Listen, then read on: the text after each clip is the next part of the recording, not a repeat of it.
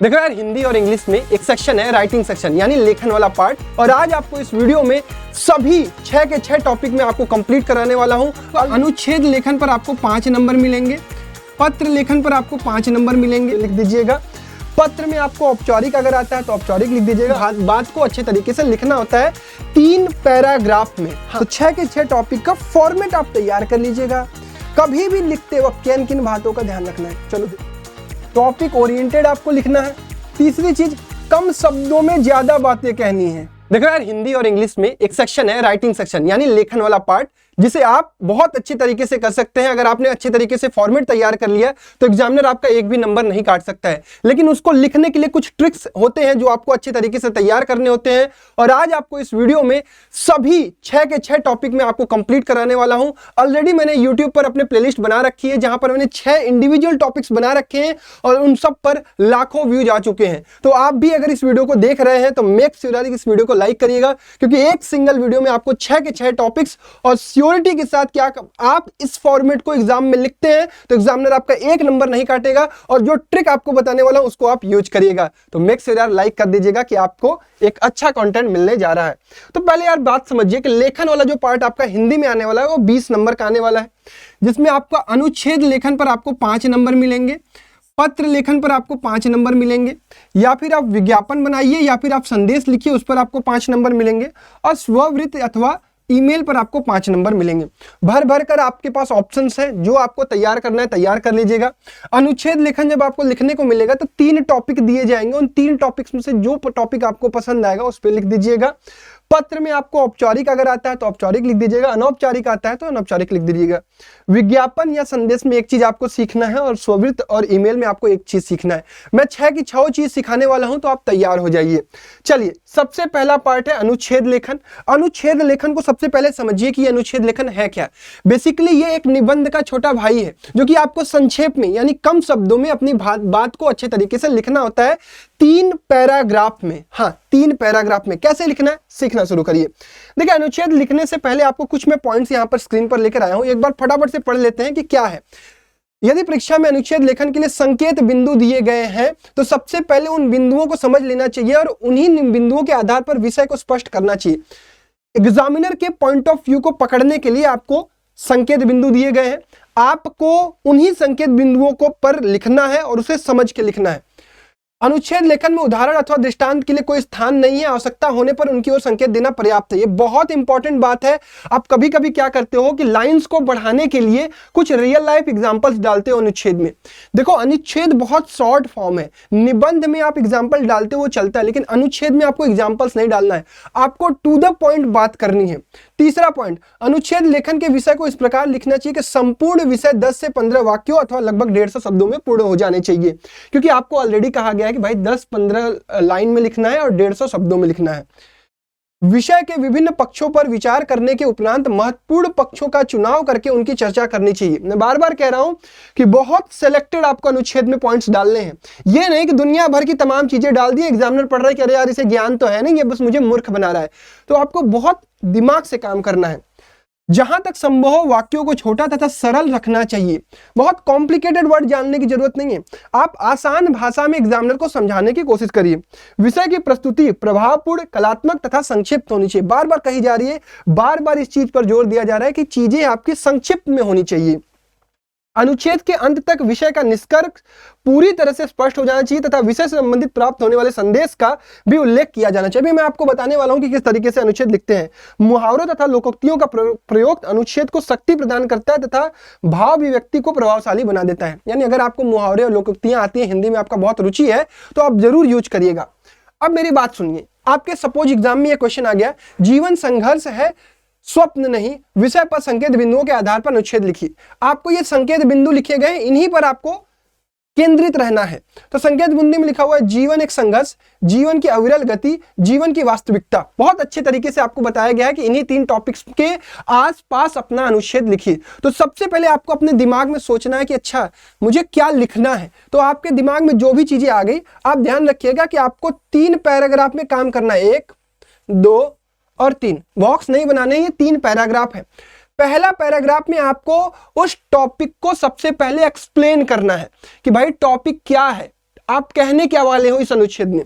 फिर उसके बाद ये होता है बॉडी ऑफ अनुच्छेद, जहां पे इस टॉपिक को आप इलोबरेट करोगे विस्तार में, जो ये टॉपिक्स लिखे गए उनको इसमें डालोगे कि भाई ये चीजें हो सकती हैं, ये ऐसा हो सकता है, उनको आप इसमें डालोगे। और ये जो तीसरा पैराग्राफ होगा वो आपका निष्कर्ष होना चाहिए अनुच्छेद का, कि आप बेसिकली इस अनुच्छेद के माध्यम से रीडर्स को, पढ़ने वाले व्यक्तियों को कहना क्या चाहते हैं। चलिए एग्जाम्पल देखते हैं। देखिए अनुच्छेद जीवन संघर्ष है, स्वप्न नहीं, इस पर लिखा गया है। सबसे पहला ग्राफ देखिए यहाँ पे क्या लिखा है। देखिए 3-4 पैराग्राफ आप कर सकते हैं, लेकिन मेरा मानना है कि आप 3 पैराग्राफ में भी काम करते हैं तो दैट इज इनफ। मनुष्य का जीवन वास्तव में सुख दुख, आशा निराशा, खुशी दर्द आदि का मिश्रण है। यह न तो केवल फूलों की सेज है और न ही कांटों का ताज, वस्तुतः जीवन का एक अनवरत संघर्ष का नाम है। तो पहला हो गया मेरा, ये तो शीर्षक डाल दिया आपने, कोई भी बॉक्स बनाने की जरूरत नहीं है, आराम से फॉर्मेट समझिए एक बार में। शीर्षक आपको बीच में डालना है, यानी टाइटल आपको बीच में डालना है। सबसे पहला पैराग्राफ होगा इसी टॉपिक को एक्सप्लेन करने वाला। दूसरा पैराग्राफ होगा आप बॉडी ऑफ द परिचय, देखिए ये परिचय लिख दिया, विषय वस्तु यानी बॉडी ऑफ द अनुच्छेद होगा आपका, इसके बारे में आप एक्सप्लेन करेंगे। और तीसरा होगा निष्कर्ष यानी कंक्लूजन। ये बात आपको समझ में आ गई का अनुच्छेद। अब तुम घबराओ मत, मैं तुम्हें ढेर सारे एग्जाम्पल्स अनुच्छेद के और आगे आने वाले टॉपिक्स के देने वाला हूं। उन सभी चीजों को अगर आपको लेना है तो आप हमारे टेलीग्राम चैनल पर चले जाइए, पीडीएफ वहां अपलोड कर दी गई है @रैंकर्स बोर्ड्स पे। भाई हजारों बच्चे जुड़े हुए हैं जो मेरे साथ तैयारी कर रहे हैं, और आने वाले समय में चाहे वो मैथ हो, चाहे वो साइंस हो, चाहे वो सोशल हो, चाहे वो हिंदी हो, चाहे वो इंग्लिश हो, ऑल कंटेंट हम प्रोवाइड करने वाले हैं। तो आपको तैयार रहना है। जाओ इस टेलीग्राम पर, अनुच्छेद का एक एग्जाम्पल, एक फॉर्मेट आपको मैंने यहां समझा दिया, ऐसे 10-15 और एग्जाम्पल दिए गए हैं। एक बार सबकी रीडिंग लगा लोगे तो तुम्हें समझ में आ जाएगा कि एग्जाम में नया टॉपिक भी आएगा तो उसको कैसे लिखोगे।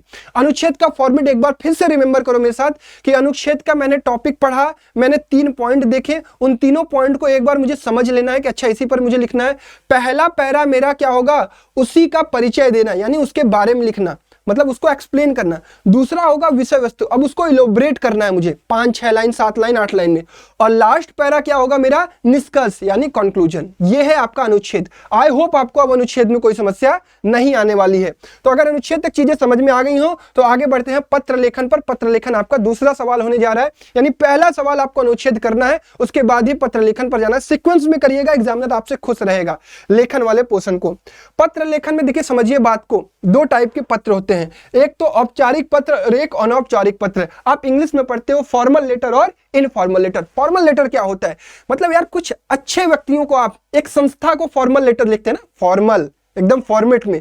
अनौपचारिक का मतलब क्या हुआ, अपने दोस्त को, अपने चाचा को, अपने पापा को पत्र लिखना क्या कहलाता है, इनफॉर्मल लेटर। अब देखिए पत्र लिखने पर कुछ बातें ध्यान रखनी है, ये मैंने यहां पे दिखाने जा रहा हूं। पत्र लिखते समय लिखने वाले तथा पत्र प्राप्त करने वाला नाम व पता व दिनांक के साथ लिखा जाना चाहिए। कहां पे जरूरी होता है और कहां नहीं जरूरी होता है आगे बताऊंगा। पत्र का विषय स्पष्ट होना चाहिए, ये बहुत इंपॉर्टेंट चीज है। मैं यार आपका पत्र पढ़ूंगा ही क्यों जब मुझे एक अच्छा विषय उसमें नहीं देखने को मिलेगा। मुझे अगर आपने, सपोज मैं एक डीएम हूं डिस्ट्रिक्ट का, और आपने विषय में लिखा कि हमारे क्षेत्र में नालों की व्यवस्था में काफी समस्याएं आ रही हैं, इस पर आप पत्र लिखना चाहते हो, तो अगर आपने उस विषय वस्तु को बहुत अच्छे तरीके से लिखा हुआ है तब मैं जाकर आपका पत्र पढ़ूंगा कि हाँ यार बहुत इंपॉर्टेंट टॉपिक है, मुझे देखना चाहिए, मैं एज ए डीएम मुझे इस पर काम करना चाहिए। तो इसलिए विषय स्पष्ट होना चाहिए। तीसरा पॉइंट, पत्र लिखते समय क्रमबद्धता का विशेष ध्यान रख दिया जाना चाहिए। अब क्रमबद्धता बहुत इंपॉर्टेंट चीज है।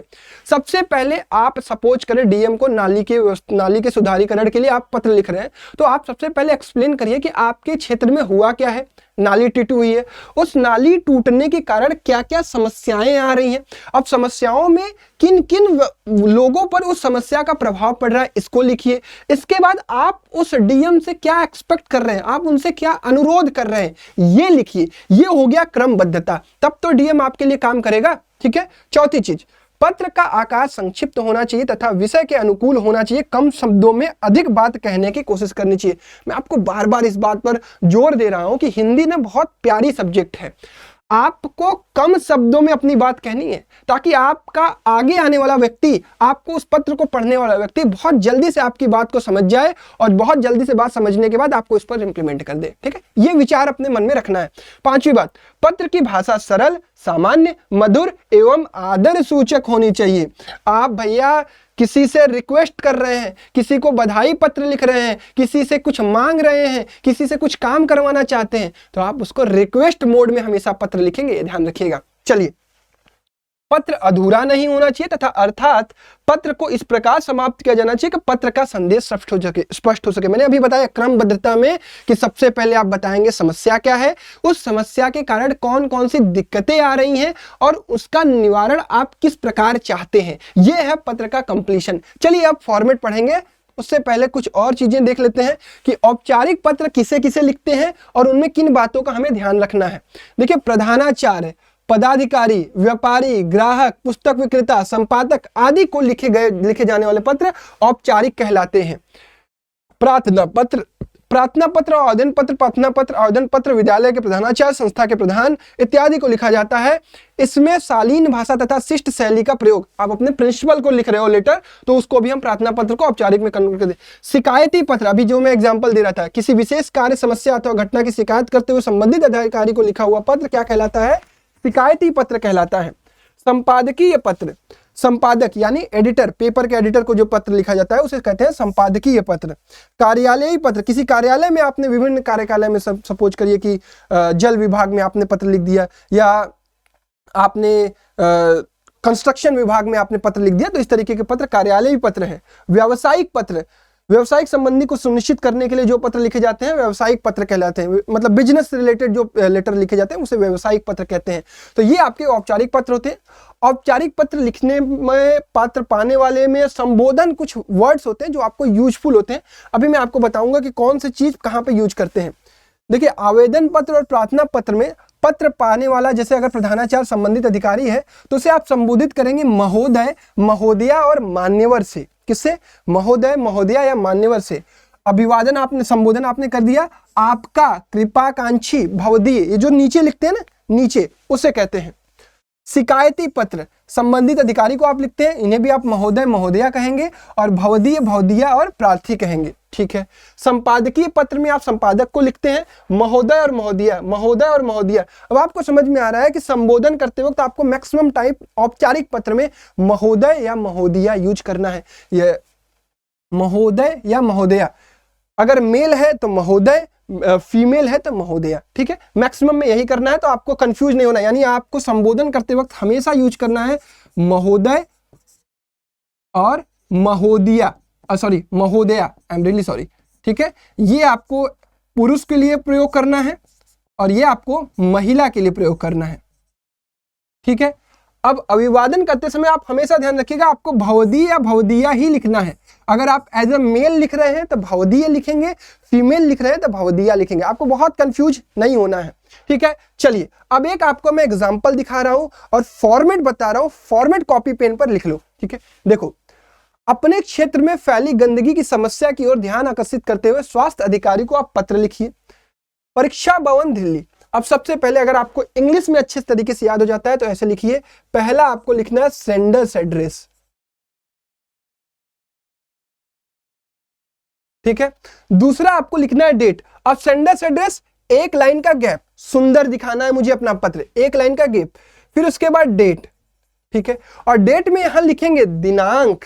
क्या लिखेंगे? दिनांक। अब कई लोग ऐसे लिखते हैं, डेट ऐसे लिख दिया 20/8/2024, गलत। आपको कैसे लिखना है? दिनांक, दिनांक 20 अगस्त 2024, ये सही फॉर्मेट है। ठीक है भाई, तो यहां हमने एक लाइन छोड़ के दिनांक लिखा, फिर उसके बाद एक लाइन छोड़ के सेवा में श्रीमान स्वास्थ्य अधिकारी दिल्ली नगर नियम दिल्ली 1001। अब देखो यहां पर मैं क्या करने जा रहा हूं, दूसरा ये हो गया, तीसरा ये हो गया, यहां पर मैं यहां पर लिखने जा रहा हूं रिसीवर्स एड्रेस, रिसीवर्स एड्रेस। ठीक है, अब इसके बाद देखिए विषय, क्षेत्र में फैली गंदगी के संबंध में, sender's address, date, receiver's address, चौथा होगा आपका विषय यानी सब्जेक्ट।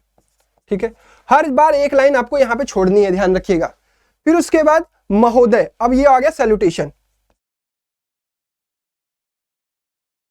ठीक है, महोदय या महोदया। अब आपको पत्र को लिखना है बॉडी ऑफ द लेटर, एक लाइन छोड़ा, फिर छठवां body of the letter. Body of the letter में लिखेंगे, इस पत्र के माध्यम से मैं आपका ध्यान अपने क्षेत्र में चारों ओर फैली गंदगी की ओर आकर्षित करना चाहता हूं। मैं आदर्श नगर का निवासी हूं, जो किसी समय सबसे अधिक साफ सुथरा क्षेत्र माना जाता था, किंतु आज इस क्षेत्र की दशा अत्यंत चिंताजनक है। जगह जगह कूड़े के ढेर लगे हुए। अब देखो अपनी समस्या बता रहा है, समस्या से देखो बता रहा है कि बीमारी के फैलने का खतरा 2 दिन बढ़ता जा रहा है। हमारे क्षेत्र में गंदगी इतनी बढ़ गई है कि क्षेत्र से आने जाने वाले लोगों को नाक बंद करके आना जाना पड़ रहा है। तो इसने बता दिया अपनी समस्या। अब ये क्या चाहता है, अतः आपसे निवेदन है कि कृपया इस क्षेत्र की स्वास्थ्य सुरक्षा को ध्यान में रखते हुए बिना विलंब किए कोई महत्वपूर्ण कदम उठाया जाए। हम सभी क्षेत्रवासी आपके आभारी रहेंगे। फिर उसने आभार भी व्यक्त कर दिया, यानी जो लेटर पढ़ रहा है उसे अच्छा भी लगेगा कि हाँ ये व्यक्ति हमसे रिक्वेस्ट करते हुए मदद मांग रहा है, तो वो अपना मदद करेगा, लेटर का रिस्पॉन्स देगा। फिर उसके बाद आपको लिखना है धन्यवाद भवदीय। अगर लड़का है तो भवदीय भवदिया, फिर क ख ग। अगर नाम लिखा है तो क ख ग ना, अदरवाइज क ख ग लिख देंगे। फिर यहाँ पे लिखेंगे धन्यवाद भवदीय क ख ग। ठीक है, नाम लिखा है तो नाम। ठीक है, ये क्या आप सभी लोगों को फॉर्मेट याद रहेगा। फॉर्मल लेटर का सेंडर्स एड्रेस, एक लाइन छोड़ा, डेट, फिर एक लाइन छोड़ा, फिर रिसीवर्स एड्रेस, फिर उसके बाद सैल्यूटेशन भवदीय किया, फिर उसके विषय के बाद भवदीय, फिर उसके बाद बॉडी ऑफ द लेटर, फिर उसके बाद धन्यवाद, फिर उसके बाद आप क्या लिखेंगे यहाँ महोदय लिखना था, यहाँ भवदीय, फिर उसके बाद अपना नाम लिख देंगे महोदय। ऊपर सैल्यूटेशन रहेगा, फिर नीचे आपका फाइनल कर देंगे कि भैया ये मैं हूँ, मेरा नाम है ये भवदी कखगा किशन, जो भी है आपका। ठीक है, तो आई होप आपको फॉर्मल लेटर समझ में आ गया। किसी को कोई समस्या औपचारिक लेटर में नहीं होनी चाहिए। अनौपचारिक लेटर किसे लिखते हैं, अपने सगे संबंधी मित्र रिश्तेदारों परिचितों आदि को लिखे गए पत्र अनौपचारिक पत्र कहलाते हैं। क्लियर, यानी रिलेटेड लोगों को आप सुख दुख हर्ष उत्साह आदि में जो वर्णन किया जाता है उसे औपचारिक पत्र कहते हैं, अनौपचारिक कहते हैं। पत्र पाने वालों के साथ संबंध इस प्रकार से अगर आपको है तो संबोधन आप किस तरीके से करेंगे, जैसे माता को पूजनीय, पिता को पूज्य, आदरणीय, पूजनीय, आदरणीय, कुछ भी तो ध्यान रखिएगा। आदरणीय बहुत अच्छा वर्ड होता है, आदरणीय बहुत अच्छा वर्ड होता है, पूजनीय बहुत अच्छा वर्ड होता है। ठीक, अभिवादन भी करते हैं इसमें, उसमें अभिवादन नहीं करते, इसमें चरण स्पर्श, सादर प्रणाम, ये हम अपने बड़ों को कहते हैं। अभिनिवेदन जो लास्ट में हम लिखते हैं, आज्ञाकारी, स्नेहाकांक्षी, प्यारा इत्यादि अपने बड़ों को लिखते हैं। संबोधन अगर हमें अपने छोटे भाई से अपने से छोटों को करना है, चिरंजीवी, प्रिय, केवल नाम लिख दिया। फिर यहाँ शुभाशीर्वाद, प्रसन्न रहो, यानी हम उसे आशीर्वाद दे रहे हैं अपने छोटों को।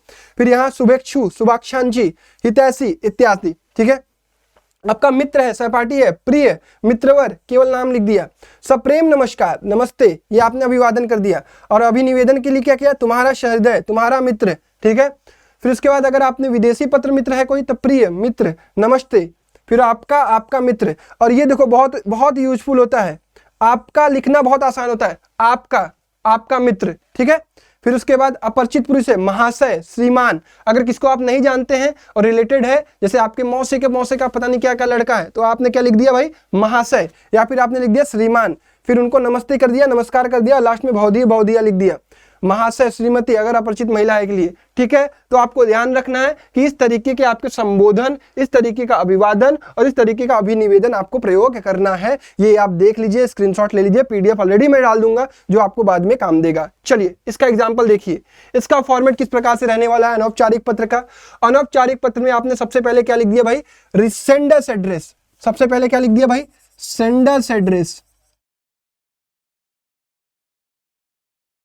ठीक है, सेंडर्स एड्रेस लिख दिया। दूसरा आपने लिख दिया दिनांक। फिर उसके बाद संबोधन, सीधा संबोधन करिए, संबोधन। और चौथा आपने कर दिया भाई अभिवादन,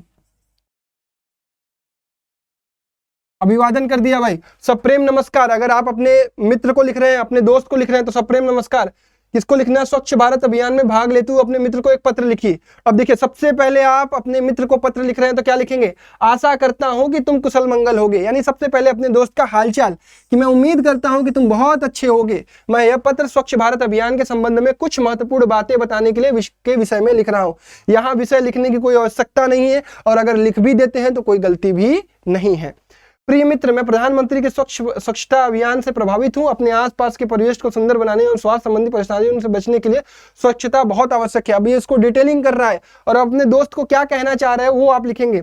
मुझे आशा ही नहीं वरन पूर्ण विश्वास है कि तुम इस निमंत्रण को स्वीकार करते हुए आगामी रविवार को इस अभियान का हिस्सा बनने के लिए संगठन के कार्यालय में अवश्य पधारोगे।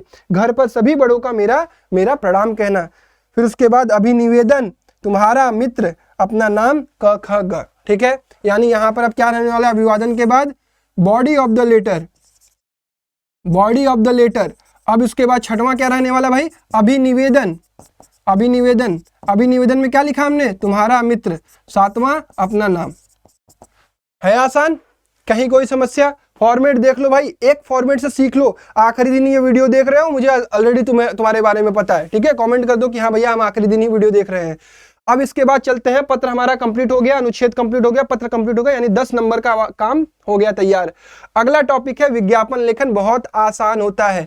एडवर्टाइजमेंट, आपको घड़ी बेचनी है, आपने लड्डू की दुकान खोल ली, आपको एक कोचिंग चलानी है, आप किस तरीके से लोगों को खींचोगे अपने पास, किस तरीके से अपने आप को एडवर्टाइज करोगे, यह है विज्ञापन लेखन। हिंदी भी बहुत प्यारी सब्जेक्ट है। विज्ञापन का उद्देश्य क्या होता है, तात्कालिक बिक्री, तात्कालिक रूप से अपने उत्पादों को बिक्री करने की कंपनियों का महत्वपूर्ण कार्य होता है। आप ऑलरेडी एडवर्टाइजमेंट देखते हो।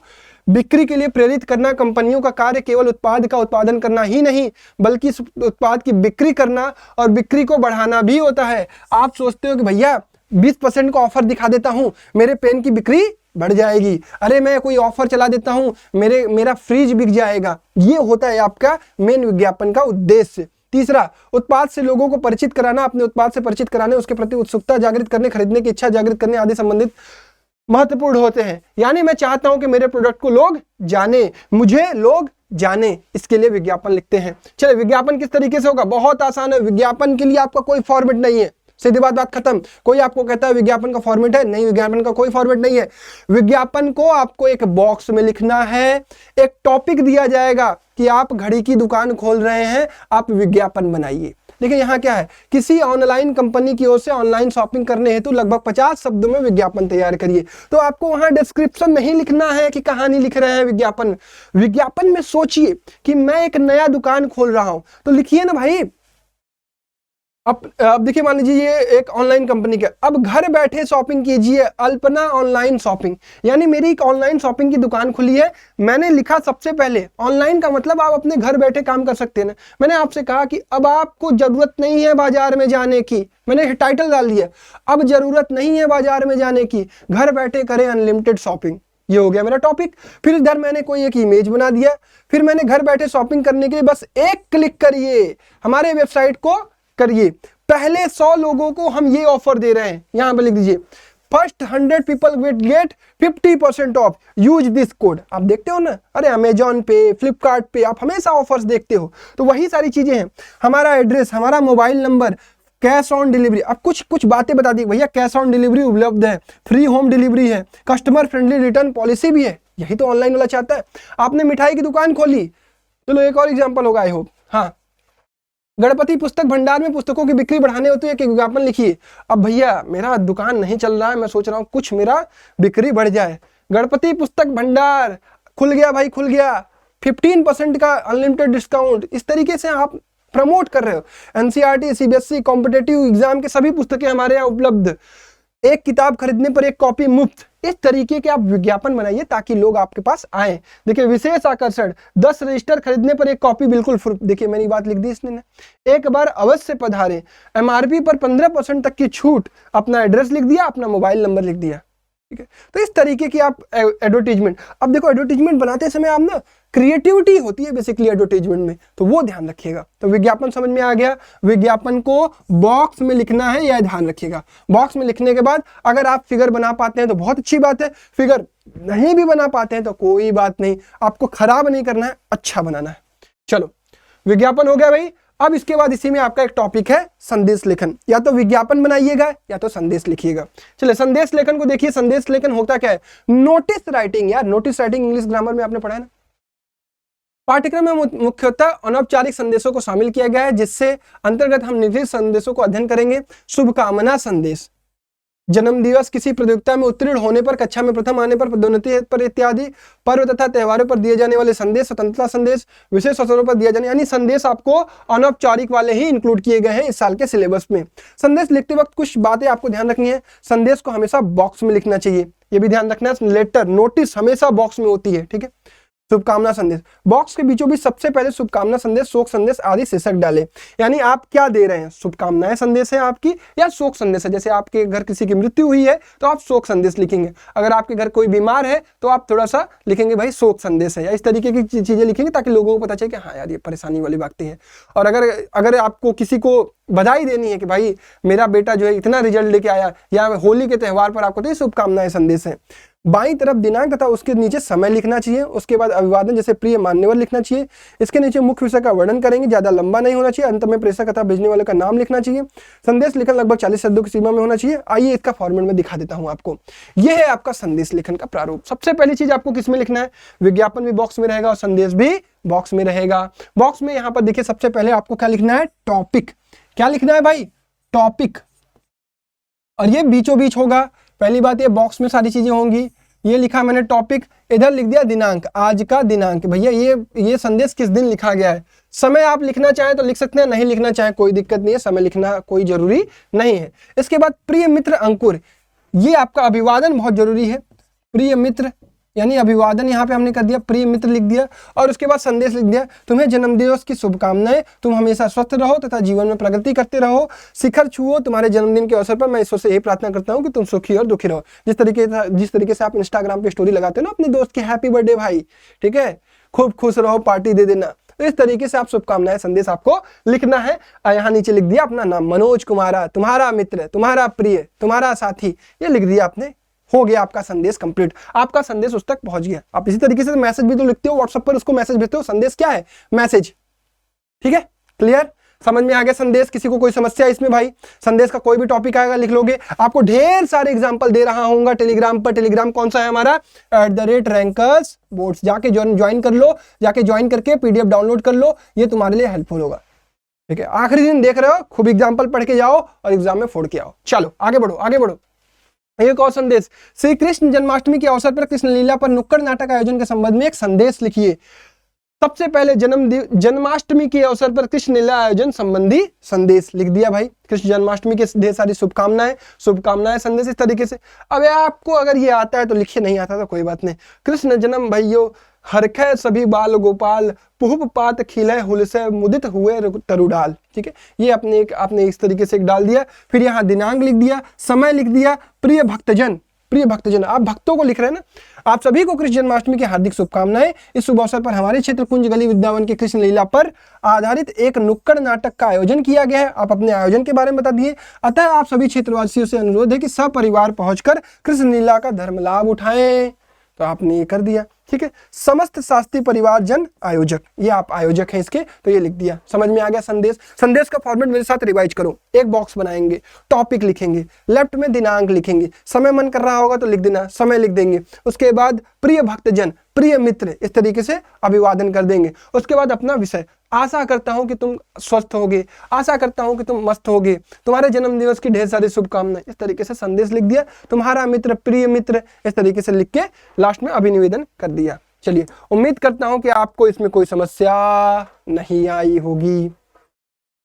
भैया हमने 15 नंबर का काम कर दिया। वीडियो को लाइक कर दो अगर अभी तक लाइक नहीं किया है। आखिरी जो क्वेश्चन आपको मिल रहा होगा वो दो टॉपिक में से चूज करने को मिल रहा होगा, स्ववृत्त लेखन और ईमेल लेखन में। क्लियर।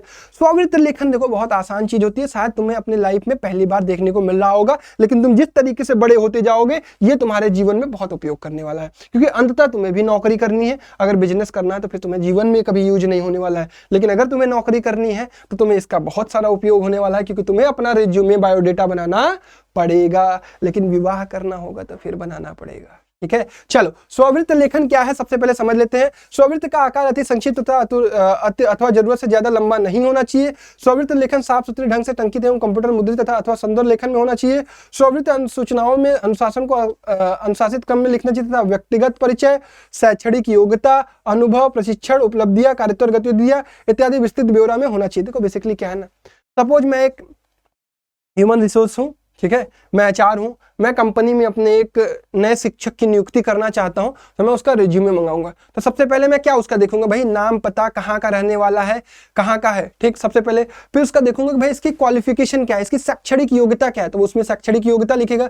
फिर वो अपने अनुभव बताएगा कि मैंने कहाँ कहाँ काम किया है। फिर वो अपने स्किल्स बताएगा कि मेरे अंदर क्या क्या टैलेंट है। फिर उसके बाद वो अपनी कुछ रुचि बताएगा कि भाई मेरा क्या क्या खेलने का मन है, मुझे ऑफिस में क्या चीज अच्छा लगता है, मुझे अपनी हॉबीज क्या है। तो ये बेसिकली एक व्यक्ति के जीवन परिचय को लिखा जाता है स्ववृत्त लेखन में, ठीक है। क्लियर, समझ में आ गया, बहुत बढ़िया।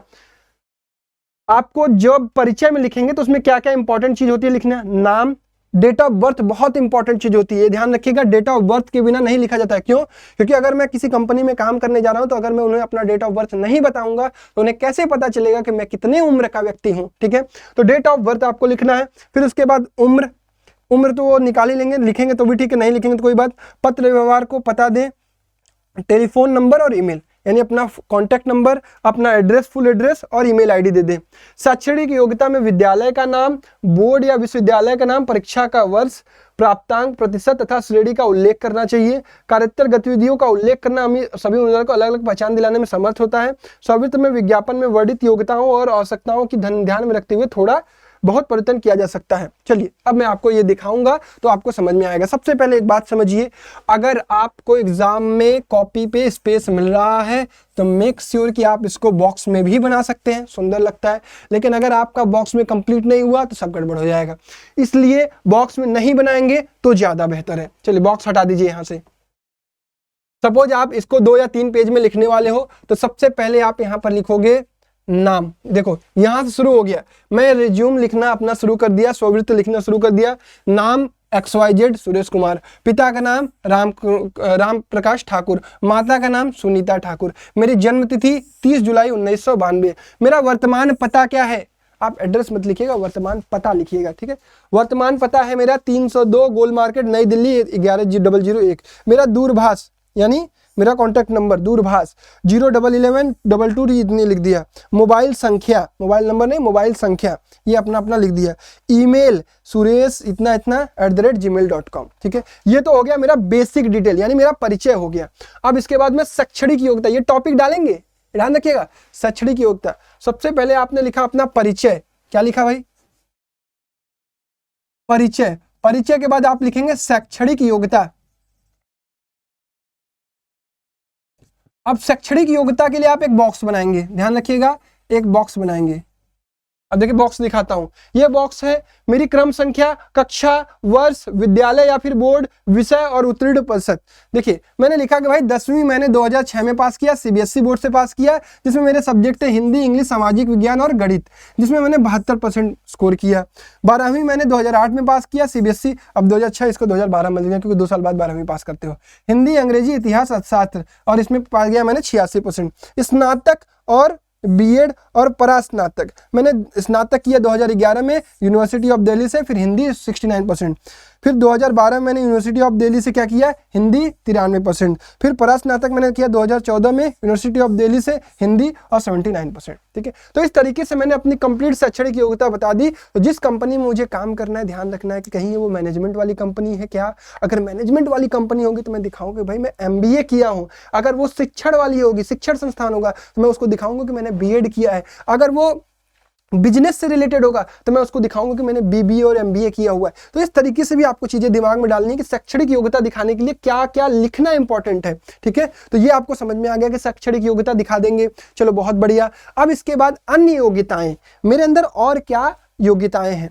कंप्यूटर में 1 वर्ष का मैंने डिप्लोमा किया हुआ है, मैकेनिकल इंजीनियरिंग में 6 माह का डिप्लोमा किया हुआ है, हिंदी, अंग्रेजी, जर्मनी, स्पेनिश भाषा की भी जानकारी है मुझे। अब देखो जो तुम्हारा रिज्यूमे पढ़ रहा होगा, अरे यार इसको 4 सब्जेक्ट का नॉलेज है, 4 लैंग्वेज आती है इसको, तो उसे अच्छा लगेगा। योगा के क्षेत्र में 6 माह का प्रशिक्षण। सपोज आप खेल कूद में अच्छा करते हो तो आप लिख दो कि भैया मैंने स्टेट लेवल पर ये खेल खेला हुआ है जिसमें मैंने गोल्ड मेडल हासिल, स्वर्ण पदक हासिल किया है। तो इस तरीके से आप इसको इंप्रेस कर सकते हो। ये हो गई तुम्हारी अन्य योग्यताएं। उपलब्धियां में ये चीज लिखेंगे। विद्यालय स्तर पर NCC में उच्च प्रशिक्षण है मैंने। भारत को जानो प्रतियोगिता में राज्य स्तर पर द्वितीय पुरस्कार पाया है। गणतंत्र दिवस परेड में भाग लेने का भी पुरस्कार मैंने पाया है। वो भी जो मैं बता रहा था कि खेलों में ये, उसको इसमें डालेंगे उपलब्धियां। तो अन्य योग्यताएं और उपलब्धियां। अन्य योग्यताएं का मतलब हो गया कि और आपके अंदर कौन सी स्किल्स हैं, और उपलब्धियां यानी आप तक आज तक आपने कौन कौन से अवार्ड जीते हैं, ताकि एग्जामिनर को ये लगे कि हाँ यार बड़ा नॉलेजेबल बंदा है, बहुत सारी चीजों में अव्वल है। कार्योत्तर गतिविधियां और अभिरुचियां, अभी मैं कहाँ काम कर रहा हूँ या कौन सा काम कर रहा हूँ और मुझे और किन चीज़ों में रुचि है। योगा, बेसिक, क्रिकेट, शास्त्रीय संगीत, गायन वादन में विशेष रुचि है। सांस्कृतिक कार्यक्रम को आयोजन कराने का अनुभव तथा रुचि है। आधुनिक तकनीकों का प्रयोग सीखना तथा समाज के लिए उपयोगी बनना मेरा यह रुचि है। तो इसको मैंने किस में डाल दिया, रुचियाँ में। ठीक है, रुचियाँ क्या क्या वर्ड अभी आपको याद रखने हैं, देखो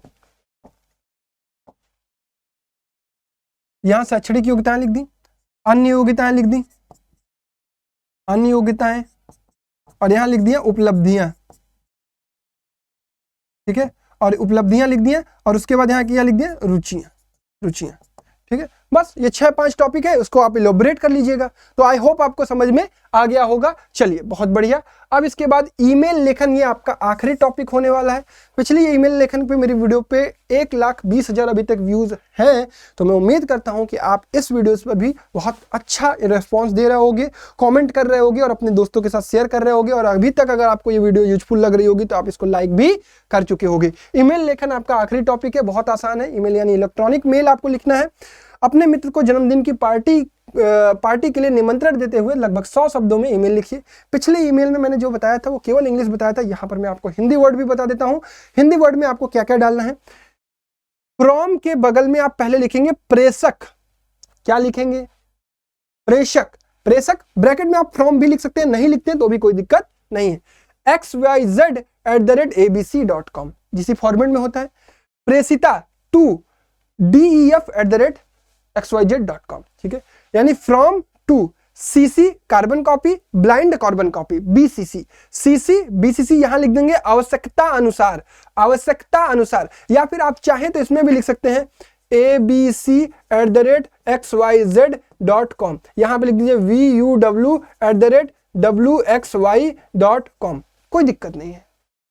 ठीक है भाई, ये हो गया फ्रॉम टू सीसी बीसीसी। विषय सब्जेक्ट, आप ईमेल लिखते होगे तो वहां सब्जेक्ट लिखना होता है। पार्टी का निमंत्रण, ठीक है क्लियर। अब ये समझ लो पत्र ही है, लेकिन पत्र का एक अलग तरीका है। फिर उसके बाद अभिवादन कर दिया हमने, प्रिय राकेश। अब यहां लिख दिया मुख्य विषय वस्तु।